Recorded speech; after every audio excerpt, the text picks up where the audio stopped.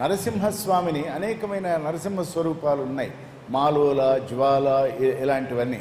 అందులో ప్రధానంగా మనందరం లక్ష్మీ నరసింహస్వామి యొక్క రూపాన్ని మనం ఉపాసన చేస్తాం లేదా పూజించుకుంటాం. ఎందుకంటే లక్ష్మితో కూడి ఉన్నటువంటి నరసింహస్వామి ప్రసన్నమూర్తి కనుక. అంతేకాదు జ్ఞానలక్ష్మిని ఇవ్వగలడు, మామూలు మనకు కావలసిన ప్రాపంచికమైన లక్ష్మిని ఇవ్వగలడు. కానీ ఈ నరసింహస్వామి ఇంకోటి కూడా చేస్తాడు. శంకర భగవత్పాదులు కాశీనగరానికి వెళ్ళినప్పుడు అందరినీ వాదించి ఓడించి జయించి వెళుతున్నారు. వెళితే కాశీనగరానికి వెళ్ళారు. ఆయన వెళితే ఒక్క ఆయన్ని ఇంకా కలుసుకోవాలి, ఆయన్ని జయించాలి, వైదిక ధర్మాన్ని నిలబెట్టాలి. అది శంకరుల యొక్క ఆలోచన. అక్కడ కాశీనగరంలో ఎవరినో అడిగాడు, ఇక్కడ మండనమిశ్రుడు అని ఒక అద్భుతమైనటువంటి పండితుడు ఉన్నాడని విన్నాము, ఆయన ఇల్లు ఎక్కడా అని అడిగారు.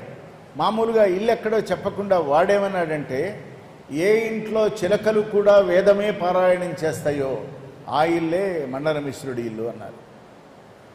భగవత్పాదులు వెళ్ళారు. ఆ వెళ్ళే సమయానికి ఏమైంది, బయట తలుపులు మూసివేస్తున్నాయి. లోపల ఏం జరుగుతున్నదంటే, మండనమిశ్రుడు తన తండ్రికి శ్రాద్ధం పెడుతున్నాడు. తద్దినం జరుగుతున్నది. తత్ దినము, తండ్రి పోయిన దినము వచ్చింది, అది తద్దినం జరుగుతుంటే దానికి భోక్తలు ఎవరో తెలుసునా, బ్రహ్మ విష్ణువు భోక్తలుగా వచ్చారు. అంతటి శక్తిమంతుడు ఆయన. భార్య మామూలు భార్య కాదు, ఆమె ఉభయ భారతి, భర్తను మించినటువంటి జ్ఞాని ఉభయ భారతి. ఈ సందర్భంలో భగవత్పాదులు లోపలికి వెళ్ళారు అనగానే మనకు ప్రశ్న వస్తుంది, తలుపు వేసిందని ఇప్పుడే చెప్పారు కదా, లోపలికి ఎలా వెళ్ళారు అని. జ్ఞానికి భగవంతుడికి ఈ ద్వారాలు అడ్డుకావు. ద్వార ప్రవేశం చేసి లోపలికి వెళ్ళగలిగేపటికి మండనమిశ్రుడు చూశాడు, నువ్వెవరు, నేను పిలవలేదే, ఇలా ఎందుకు వచ్చావు, ఇక్కడ జరుగుతున్నది పితృకార్యం జరుగుతున్నది, ఈ సమయంలో బయటవాడు రాకూడదు అంటే, మరి ఆ వచ్చిన వారు ఎవరు అని అడిగారు భగవత్పాదులు. వారు నువ్వు అందుకోలేని వారులే, ఒకడు విష్ణువు ఒకడు బ్రహ్మ అన్నాడు ఇట్లా తేలిగ్గా. మరి త్రిమూర్తులు ముగ్గురు కదా, బ్రహ్మ విష్ణువు వస్తే సరిపోతుందా, భోక్తలలో మూడోవాడు కూడా ఉండదు, లేకుండా నువ్వు ఎలా చేస్తున్నావు ఈ కార్యక్రమం అన్నాడు. మండనమిశ్రుడికి ఒక్కసారి ఒళ్ళు జలధరించింది. ఈ ధర్మ సూక్ష్మం చెప్పడానికి వచ్చిన ఈయన ఎవరై ఉంటారు అని. మీరెవరు అన్నాడు. ఆ ముగ్గురులో ఒకడిని అన్నారు. అంటే నేను శివుణ్ణి అని చెప్పకుండా, శంభోర్మూర్తిశ్చరతి భువనే శంకరాచార్య రూప, ఆ శివుడే శంకర రూపంలో వచ్చాడని తర్వాత తెలిసింది. సరే కానివ్వండి, మీరు కూడా ఉండండి, ఇది అయిన తర్వాత నాతో ఏం పని అన్నారు. కాసేపు మీతో మాట్లాడారు. నీతో మాట్లాడేంత ఇది నా దగ్గర లేదు, నువ్వెవరివో, నువ్వు చాలా చిన్నపిల్లవాడివి, నాతో ఏం మాట్లాడతావు, నువ్వు భోజనం చేయి, హాయిగా అక్కడ అరుగు మీద కూర్చో అన్నాడు. భగవంతుడు వినమ్రుడు, ఆయన నెమ్మదిగా ఆయన చెప్పినట్లే భోక్తగా ఉన్నాడు. ఉండి పక్కన అరుగు మీద కూర్చున్నాడు. లోపలే కూర్చున్న తర్వాత మండనమిశ్రుడు నెమ్మదిగా వచ్చి, ఏం మాట్లాడాలని అనుకుంటున్నావు అని అడిగాడు. మొదలుపెట్టారు.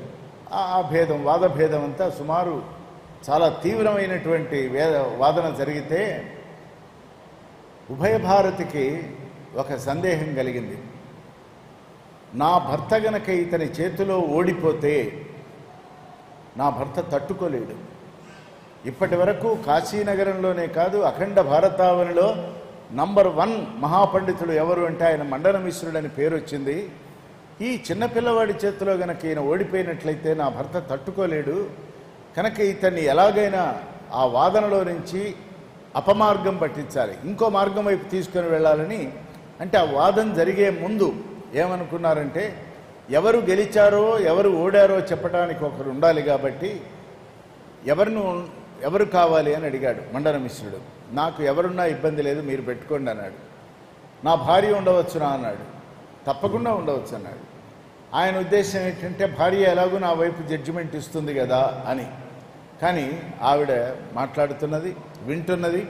ఒకానొక సందర్భంలో ఏమైనా సరే మండనమిశ్రుడిని కాపాడుకోవాలి అనుకున్నది ఉభయ భారతి.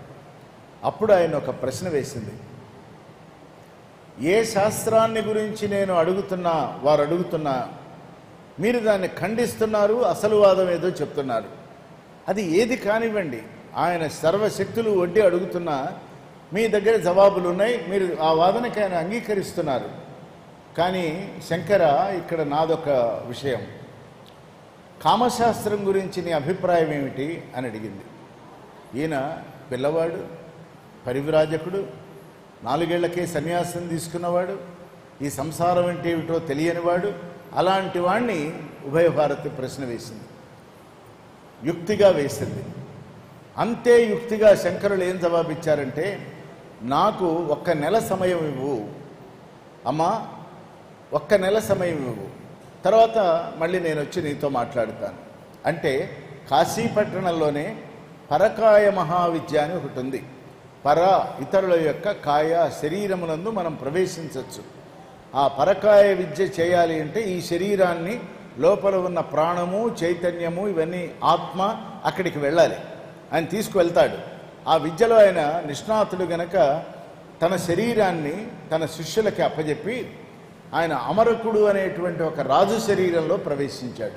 ఎవరు? శంకర భగవత్పాదులు. యోగ భూమికలో నుంచి భోగ భూమికలోకి ప్రస్థానం చేశారు భగవత్పాదులు. వెళ్ళి సమయం 1 రోజులే. ఆ రాజ్యంలో అక్కడ అంతఃపురంలో జరిగే వైభోగాలు, విలాసాలు అవన్నీ ఆయన గమనిస్తున్నది. ఏది? శంకర చైతన్యం. దేహం దేంట్లో ఉంది? అమరకుడనే రాజు దేహంలో ఉంది. దాంట్లో అన్నీ వీక్షిస్తున్నది, అన్ని విషయాలు తెలుస్తున్నాయి. ఇంతలోకి దురదృష్టవశాత్తు అమరకుడు మరణించాడు, నశించాడు, వాడు పోయినాడు. అమరకుడు పోయినాడు గనక వాడిని వైభవంగా తీసుకెళ్ళి చితి మీద పడుకోబెట్టారు. ఆ చితి మీద పడుకున్నది అమరుక దేహం అయినప్పటికీ దేహం లోపల ఉన్నది శంకరుల వారు. కాబట్టి ఆ చెయ్యి కాలుతున్నప్పుడు ఆ కాలుతున్న చెయ్యి ఎవరిది అయిందంటే శంకర భగవత్పాదులు. ఆయనకు అర్థమైపోయింది, ఈ చితి గనక ఒక్కసారి రాజుకున్నట్లయితే మొత్తం 1 నిమిషంలో బూడిదైపోతుందని లక్ష్మీ నృసింహ మమదేహి కరావలంబం అని కరావలంబ స్తోత్రాన్ని ఆ చితి మీద పడుకొని శంకర భగవత్పాదులు చదవటం, చితి చల్లారటం, శంకరుల ఆత్మ, ప్రాణము, మనస్సు, చైతన్యము మళ్ళీ వారి స్వశరీరంలోకి వెళ్ళటం ఏకకాలంలో జరిగింది. ఇవాళ ఈ శంకరుడి కథ ఎందుకు చెప్పాలంటే, లక్ష్మీ నృసింహ కరావలంబ స్తోత్రం చాలా గొప్ప స్తోత్రం. ఎవరైనా అనేక కష్టాలలో గనక ఉన్నట్లయితే, అది గనక చదువుకున్నట్లయితే, కర అవలంబనం, please lend me your hand, నా చేయూత కావాలి అని నరసింహస్వామిని శంకరుల వారు అడిగినందువలన ఆ చేయూతనిచ్చారు గనక కరావలంబ స్తోత్రం కూడా ఇబ్బందులు ఉన్నప్పుడు చదువుకుంటే దాని ఫలితాలు దానికి ఉంటాయి. అవి ఏమవుతాయి, ఎట్లా వస్తాయి, అద్భుతాలు అవన్నీ మనం మాట్లాడుకోనక్కర్లా. అది నిష్టగా చదివేవాడి జరుగుతుంది, అనిష్టంగా తప్పక జరిగేవాడికి అలాగే జరుగుతుంది, ఏదో జరుగుతుంది. కనుక మళ్ళీ శంకర భగవత్పాదులు శరీరంలోకి వచ్చిన తర్వాత మళ్ళీ ఆ వాదన కొనసాగించినప్పుడు మండన మిశ్రుడు ఓడిపోవటం, ఆ ఓడిపోయిన తర్వాత నేను మీ శిష్యుడిగా ఉంటాను అనటం. అప్పుడు ఉభయ భారతిని శంకర భగవత్పాదులు, అమ్మా ఎటువంటి మహాజ్ఞాని నా వెంట దేశాలు తిరగక్కర్లేదు, ఇక్కడే ఉండి మీ స్వాధ్యాయాన్ని మీరు చేసుకోండి అని ఆ కథ అక్కడికి అయిపోతుంది. అంటే లక్ష్మీ నరసింహస్వామి, లక్ష్మితో కూడిన నరసింహస్వామి ప్రసన్నమూర్తి, ఆయన ప్రసాదమూర్తి, ఆయన అద్భుతమూర్తి, ఆయన ఆనందమూర్తి. అటువంటి వారిని మనం గనక ఆవాహన చేసుకోగలిగినట్లయితే, ఎట్లాగైతే ప్రహ్లాదుడి వలన కూడా కాని పని లక్ష్మీదేవి యొక్క రాకతో ఎప్పుడైతే మనకి అవిద్యలో నుంచి, చెడిన మనస్సులో నుంచి ఈ ప్రపంచం కనపడుతుందని నిన్న అనుకున్నాం. అట్లాగే మన మనస్సు బాగా లేనప్పుడు, ఆతృత చెందినప్పుడు, ఆందోళన చెందినప్పుడు, సంసారాలు సరిగ్గా నడవటలేదేమో అనే ఒక అపనమ్మకం కలిగినప్పుడు, అలాగే సంపదలు పోయినప్పుడు, రావలసిన సంపద రానప్పుడు ఈ లక్ష్మీ నృసింహ మమదేహి కరావలంబం, కరావలంబ స్తోత్రం కనుక చక్కగా వింటే, ఎవరో పాడింది వినకండి, మీరు చదువుకోండి. ఎవరో పాడింది వింటే ఫలితం ఏమి ఉండదు, అది ఉరికే కాసేపు బాగుంటుందంతే. ఎవరికి వారు చదువుకోవాలి. ఈవేళ ఈ తపస్సు, ఈ జపము, వీటితో పాటు ఇది కూడా తపస్సు చేసేవాళ్ళు కూడా అప్పుడప్పుడు చేయాలి. ఎందుకంటే కనకధారాస్తవం ఉంది. కనకధారాస్తవం అంటే దాన్ని లక్ష్మీ స్తోత్రం అని కూడా అంటారు. అనేక శ్లోకాలు ఉన్నాయి. అదే శంకర భగవత్పాదులే వెళ్ళటం, ఆవిడ ఒక ఎండిన ఉసిరికాయ వారి చేతిలో పెట్టడం, అది ఉంటే 21 రోజులు ప్రాణం నిలబడుతుందనేది ఉన్నా తన భర్త తన విషయం వదిలిపెట్టి ఆ యతి మన వాకిట్లోకి వచ్చాడు గనక మనం ఇది ఇవ్వాలని ప్రాణాన్ని కూడా లెక్క చేయకుండా ఉసిరికాయ ఇచ్చింది గనక ఆయనకు భగవత్పాదుల హృదయం పల్లవించి ఏమన్నాడంటే ఏమీ లేని స్థితిలో కూడా తన ప్రాణానికి ఏమైపోతుందో అని కూడా లెక్క పెట్టకుండా నా చేతికి ఈమె ఇచ్చింది అంటే ఈమె గనక లక్ష్మీ కటాక్షం ఉన్నట్లయితే సంపదలు ఉన్నట్లయితే ఇంకా ఎంత మంచి పనులు చేసేదో అని ఆయన లక్ష్మీదేవిని ఆ వాకిట్లో నుంచోనే ప్రార్థన చేశారు. ద్రద్యాదయానుపవనో ద్రవిణాంబుధారాం అస్మిన్ నకించన విహంగ శిశౌ విషణ్ణి దుష్కర్మ ఘర్మం అపనీయ చిరాయ దూరం నారాయణ ప్రణయిని నయనాంబువాహ. ఆ మొత్తం వాటిలలో ఈ శ్లోకం ప్రధానమైంది. అందుకని చెప్పారు. అంటే అమ్మా, ఈ బీద ఇల్లాలి యొక్క ఆవేదన నీకు తెలియటలేదా? ఈవిడ స్థితి నీకు తెలియటలేదా? నువ్వు నారాయణుడు, నారం అంటే నీరు, అది నీరు కావచ్చు పాలు కావచ్చు, నీటిలో ఉండే నీకు, నిరంతరము నీటిలో మాత్రమే నీ భర్తతో ఉండే నీకు ఈ ఇల్లాలి, పేద ఇల్లాలి కన్నీటి విలువ తెలియటం లేదా? నువ్వు కాపాడమని అడిగారు ఆయన. అడిగితే ఆ ఇల్లంతా బంగారు ఉసిరికాయలతో నిండిపోయింది. కనుక ధార, అది బంగారపు ధార ఆ స్తోత్రం. ఇవన్నీ కూడా మంత్రం. నేను అనుకున్నాం, ఏనుగేమో అంకుశానికి లొంగుతుంది, మన మనస్సేమో మంత్రానికి లొంగుతుంది అని. కాబట్టి లక్ష్మీ నరసింహస్వామి రావటానికి కారణమైనటువంటి వాడు ప్రహ్లాదుడు. ప్రహ్లాదుడు రావటానికి కారణమైన వాడు హిరణ్యకశిపుడు. హిరణ్యకశిపుడు, ప్రహ్లాదుడు, లీలావతి, నారదుడు, ఈ పాత్రలన్నీ కలిపితే ఓ సంఘటన జరిగితే దీనికంటే ముందుగా సనక సనందనాది ఋషులు, తద్వారా శ్రీ మహావిష్ణువు, ఇంతమంది కలిస్తే ఒక నరసింహ అవతారం ఈ జగత్తులోకి వచ్చింది. ఇది ప్రహ్లాదుడి యొక్క చరిత్ర. మనం దాని నుంచి అంతవరకు గ్రహించగలిగితే చాలు. అదేదో భక్తి పాటలు పద్యాలు ఉన్నాయి, భాగవతం నిండా పద్యాలన్నీ ఉన్నాయి. ఏమనుకున్నామంటే ఈవేళ ముందు మీకు కథ చెప్పేస్తే సాయంకాలం 3 కథలు చెప్పబోతున్నాం ఈవేళ. ఒకటి ప్రహ్లాద చరిత్ర, ఇప్పుడు అయిపోయింది అది. ఇక రెండవది గజేంద్ర మోక్షం, అది కూడా ఇప్పుడు చెప్పుకుందాం. వీటికన్నింటికి లింక్ ఉంది. మూడవది వామన చరిత్ర. ఈ 3 కలిపి చెప్పుకుంటేనే అది సంపూర్ణమైనటువంటి భాగవతం అవుతుంది. అందువలన ప్రహ్లాద చరిత్రలో మనం ఏం నేర్చుకోవాలో మాట్లాడుకున్నాం గనక నెమ్మదిగా గజేంద్ర మోక్షంలోకి వెళతాం. చూడండి, మనిషి ఒక్కొక్కసారి వినోదానికి బయలుదేరుతాడు. మనం కూడా ఎక్స్కర్షన్కి వెళ్తాం కదా. మనం కూడా నైమిషారణ్యానికి వచ్చాం గనక గోమతీ నదిలో పొద్దున, మధ్యాహ్నం, రాత్రి, మళ్ళీ తెల్లవారుజామున, మళ్ళీ పట్టపగలు ఇట్లా అలా స్నానాలు చేస్తూ ఉంటామని మనకొక ఆ వినోదంలో అతిశయమైన భావాలు కలుగుతూ ఉంటాయి. ఎప్పుడు మళ్ళీ వస్తామో రామో, రోజూ చేద్దాం స్నానం, ఏమవుతుంది కానీ ఖర్చు లేదు కదా అనుకుంటాం. అది విపరీత ధోరణి, అది మంచిది కాదు. దానికి అనేక విపత్తులు ఎదురు చూస్తూ ఉంటాయి. మనని కాలం ఎట్లా కబళిస్తుందో తెలియదు. అన్ని జాగ్రత్తలు తీసుకొని కొద్దిగా మనకి పురోహితులు తీర్థం ఇస్తారా, చెంబుతో నీళ్ళు ఇస్తారా? ఎంత ఇస్తారు, అంతే కదా.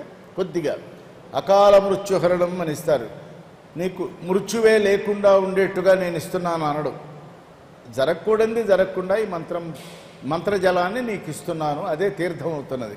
కాబట్టి ఈ ఒక గజరాజు ఉన్నాడు, వాడికి గజేంద్రుడు అని పేరు. అంటే ఇంద్రియాలతో మదమెక్కిన వాడు రాజు. ముఖ్యంగా ఒక 3 కొండలు ఉన్నాయి. ఒక కొండకి శిఖరం ఉంది. ఆ శిఖరం బంగారంతో చేసింది, అంటే ఇది బంగారు కొండ. రెండవది వెండి కొండ, మూడవది ఇనప కొండ. 3 కొండలు ఉన్నాయి. దీన్ని కలిపితే త్రికూటాచలం అని పేరు పెట్టారు దానికి. ఆ త్రికూటాచలం యొక్క ప్రత్యేకత ఏమిటంటే దాని నిండా ఏనుగులు ఉంటాయి, అంతే, ఇంకేం ఉండవు. ఓన్లీ ఏనుగులు ఉంటాయి. ధారాళమైన పెద్ద పెద్ద చెట్లు ఉంటాయి, చాలా విస్తృతంగా ఉంటాయి. సరే, అందులో ఈ రాజులకి, ఈ ఏనుగులకు రాజు ఉన్నాడు, ఆయన పేరు గజేంద్రుడు. గజేంద్రుడు అనగానే ఆయనకు కూడా చాలామంది భార్యలు, అంటే ఆడ ఏనుగులు ఇవన్నీ ఉన్నాయి. వాళ్ళంతా మామూలుగా జీవితం గడుపుతున్న వాళ్ళు. విధివశాత్తు, by providence, tryst with destiny అంటాం. ఆ విధివశాత్ ఒక రోజున ఆ రాజుగారికి ఆలోచన కలిగింది.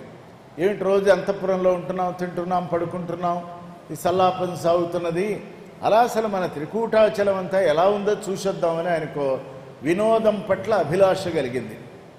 ఎప్పుడైతే రాజు బయలుదేరాడో రాజు వెడలి రవి తేజములు అడగగాని అటు ఇటు అందరూ మనుషులు అదే ఏనుగులు వెళ్ళిపోవాలని అనుకున్నారు.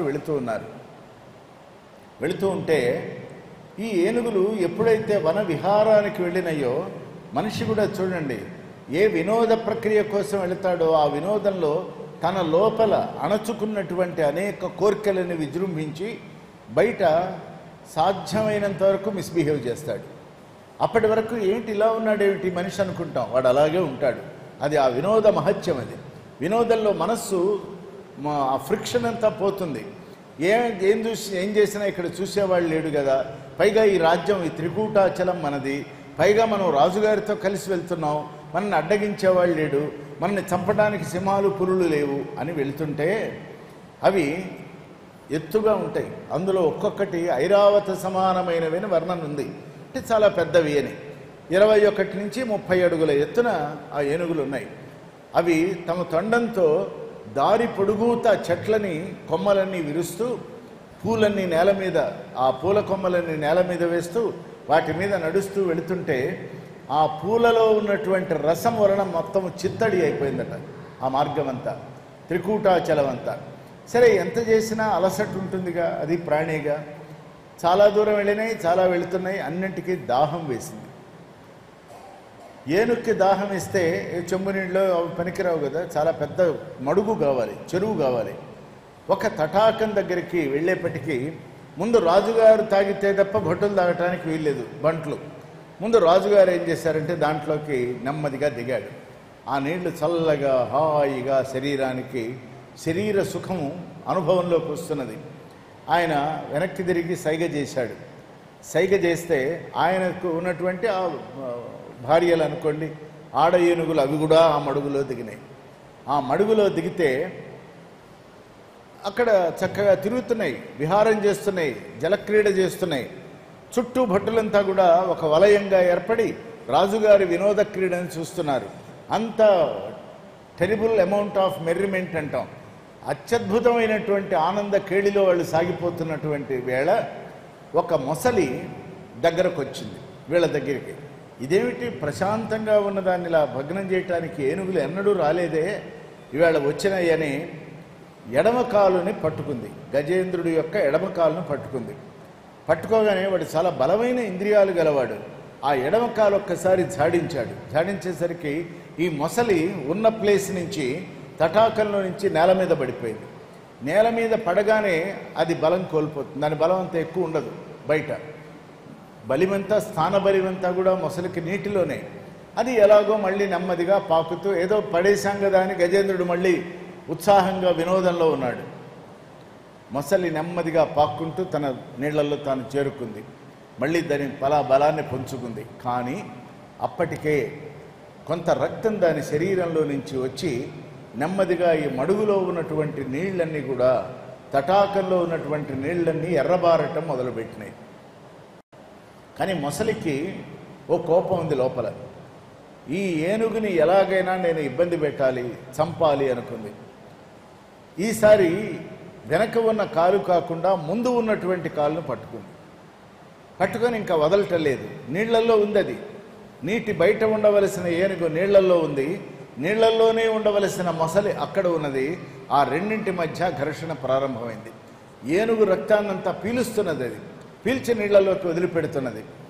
అది మందారపు రంగులో మొత్తం కూడా తటాకమంతా ఎర్రగా అయిపోయింది. అంటే చక్కగా స్వచ్ఛంగా తెల్లగా ఉన్నటువంటి ఒక గుణం, సత్వగుణం ఏమైపోయిందంటే అహంకారం వలన, ఆభిజాత్యం వలన, అధికార మదం వలన తామున్నటువంటి ప్రదేశాన్ని రజోగుణంతో నింపేసింది. సరే, ఎప్పుడైతే ఏనుగు నెమ్మదిగా గజేంద్రుడు సడలిపోతున్నాడు, భయమేస్తున్నది, బలహీన పడిపోతున్నది, అప్పుడు ఆయన చుట్టూ ఉన్నటువంటి ఆడ ఏనుగులు ఉన్నాయే, ఆ ఆడ ఏనుగులు నెమ్మదిగా గట్టెక్కినాయి. భార్యలుగా ఉన్నవి కూడా గట్టెక్కేసినాయి. ఎందుకంటే ఈయనని ఏదో పట్టుకుంది, ఈయన బతికి బయటపడటం అసాధ్యం, కనీసం మన ప్రాణాలు మనం దక్కించుకుందామని ఆడ ఏనుగులు పైకెక్కినాయి. భటులు ఒక్కడు కిందికి దిగలేదు, మా రాజుని కాపాడుకోవాలి ఏమైపోతుందో అని. వాళ్ళు దిగలేదు, ఉన్నవాళ్ళు కూడా వెళ్ళిపోయినారు, ఆయన ఒక్కడే ఉన్నాడు. ఇది చాలా విచిత్రం. జీవితంలో కూడా వీడు నావాడు అనుకున్నవాడు సమయానికి ఉండడు, వీడు పనికిరాడు అన్నవాడు సమయానికి అక్కరకు వస్తాడు. ఇది విధి విచిత్రాలలో అదొకటి. నావాడు నావాడు, ఇది నాది, నా వల్ల వచ్చింది, నన్ను వీడు వదలడు అన్నవాడు వాడు ముందే వెళ్ళిపోవచ్చు. అసలు నీ సమయానికి నీకు అక్కరకు రాకపోవచ్చు. వీడు చదువు లేదు, వీడు ప్రయోజకుడు అప్రయోజకుడు, వీడి వల్ల లాభం లేదు అనుకున్నప్పుడు మనకి ప్రయోజనం కలిగించేలా వాడు ఎప్పుడప్పుడు జీవితంలోకి వస్తాడు. ఇది ఇక్కడ జరిగేది అదే. అయిన వాళ్ళందరూ వెళ్ళిపోయినారు. గజేంద్రుడు ఒక్కడే యుద్ధం చేస్తున్నాడు. మొసలి పట్టు వేడటం లేదు. శరీరంలో రక్తమంతా ఆ నీళ్లు రక్తం అయిపోయినాయి.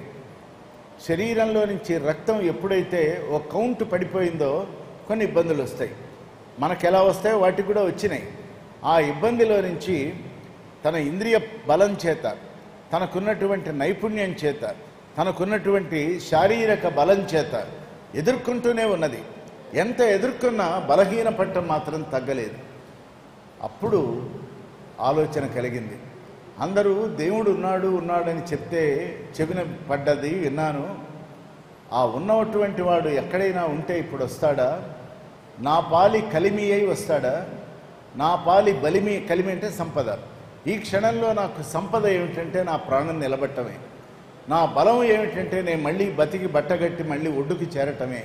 అటువంటి వాడు ఉన్నాడా అంటే సమాధానం దొరకటల్లా. ప్రాక్టీస్ లేదు ఆయనకి. గజేంద్రుడికి దైవచింతన లేదు.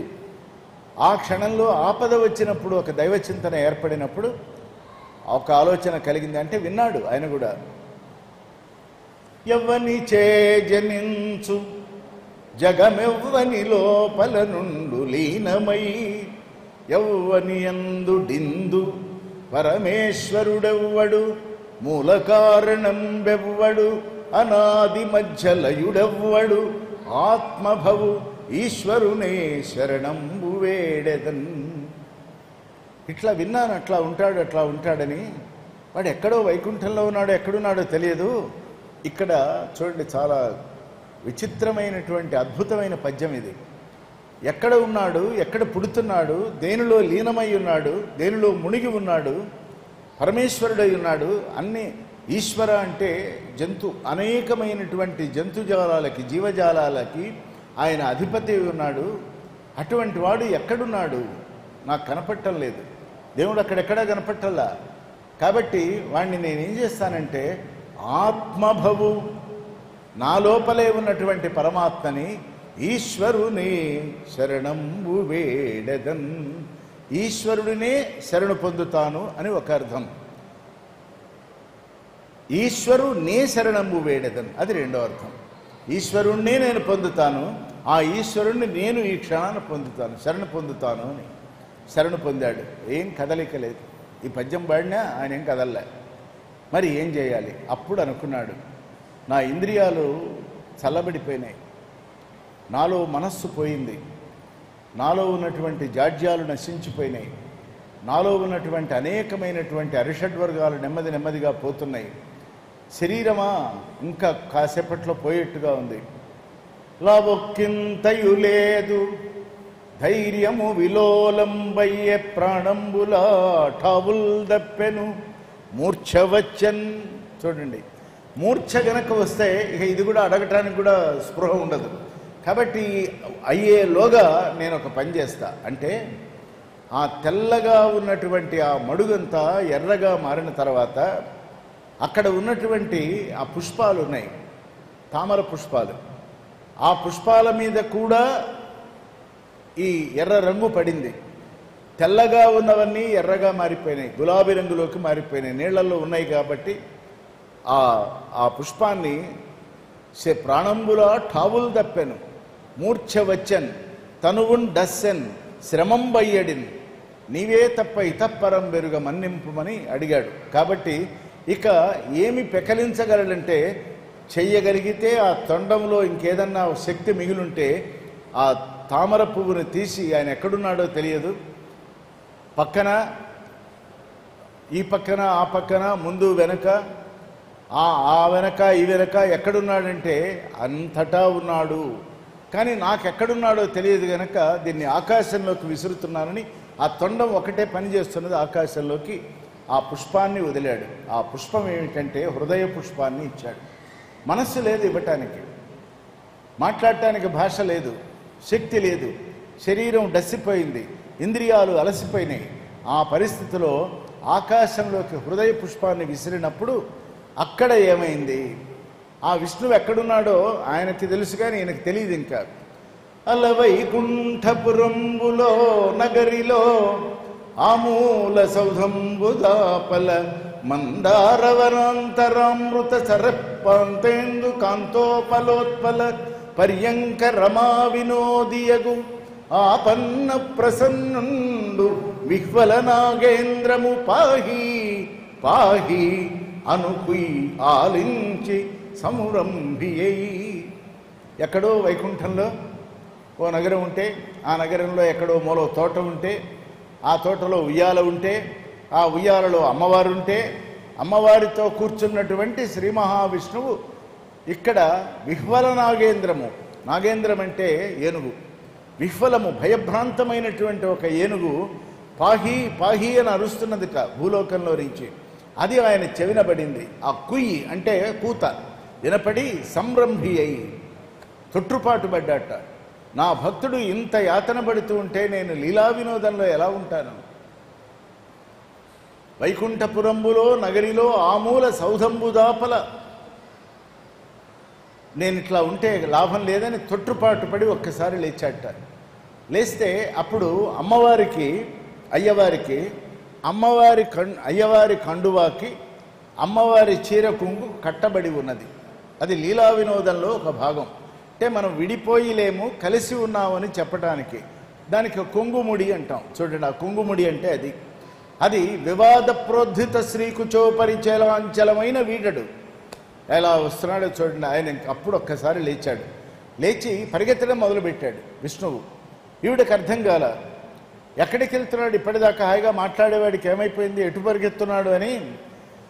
సిరికించెప్పడు శంఖ చక్రయుగముంచేదోయి సంధింపడు ఏ పరివారముంజీరడు అభ్రగపతిం బన్నింపడు ఆకర్ణికాంతరధమిల్లము చకనొత్తడు వివాద ప్రోద్ధిత శ్రీకుచోపరిచేలాంచలమైన వీడడు గజప్రాణావనోత్సాహి అయి.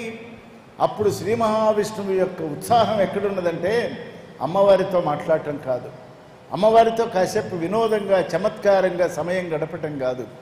ఆయన ఉత్సాహం అంతా తన భక్తుణ్ణి రక్షించాలి. చెప్పలేదు, ఆమెకు కూడా చెప్పలే. సిరికిన్ చెప్పడు. శంఖచక్రయుగమున్ చేదోయి సంధింపడు. రెండు చేతుల్లో శంఖము లేదు, చక్రము లేదు. ఏ పరివారమున్ చీరడు. మీరు రండి అనటం లేదు. అభ్రగపతిం బన్నింపడు. గరుత్మంతుడిని రా అనటం లేదు. మరి ఎలా వెళ్ళాలనుకున్నాడు? వెళ్ళిపోతున్నాడు. ఆ ఉత్సాహంలో, ఆ ఉద్వేగంలో శ్రీ మహావిష్ణువు వెళుతుంటే వివాద ప్రోద్ధిత శ్రీకుచోపరి చేలాంచలమైన వీడడు. అది ఆ కొంగుతో సహా అమ్మవారితో సహా ఆమె వెనక వెళ్ళిపోతున్నాడు. ఆమె వెనక పరిగెత్తుకొస్తున్నది, ఆయన ముందుకు వెళుతున్నాడు. గజప్రాణోత్సాహి అయి వెళుతూ ఉంటే అమ్మవారి మనస్సు ఎలా ఉన్నది? ఎక్కడికి వెళుతున్నాడో తెలియదు. ఆయన దొరికాడు ఈ మందారవనంలో. ఉన్నవాడు 5 నిమిషాలు ఉన్నాడో లేదో ఎవడో భక్తుడు పెద్ద కేక పెట్టాడు. ఈమె పరిగెత్తుకొని వెళ్ళిపోతున్నాడు. ఏమిటో తెలియటం లేదు. అయోమయంలో అమ్మవారు పడిపోయి అడిగెదనని కడుబడిచను నడిగిన తన మగడు నుడువడని నడయుడుగున్ విడవిడ చెడిముడి తడవడ నడుగిడు జడిమ నడుగిడు ఎడలన్. చూసారా ఆవిడ ఉద్వేగం, ఆవిడ ఆవేదన ఇంత ఒక గుర్రపు స్వారీ వలె వెళ్ళిపోతున్నది. అడిగేదనని కడువడి చను, అయ్యా ఎక్కడికి వెళ్తున్నావు అని దగ్గరకు వెళుతుందట.